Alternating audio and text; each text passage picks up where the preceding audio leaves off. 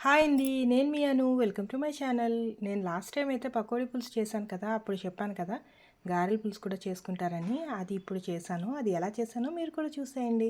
మనం చిన్నగా ఆనియన్స్‌ని కట్ చేసుకొని అందులో కొద్దిగా పచ్చిమిర్చి యాడ్ చేశాను ఒక 4. తర్వాత టమాటోస్ కూడా ఎక్కువగా కట్ చేసుకున్నాను. ఆయిల్ వేసుకొని ఆనియన్స్ వేసుకొని పచ్చిమిర్చి కరివేపాకు వేసుకున్నాను. అది బాగా వేగనిచ్చుకున్నాను.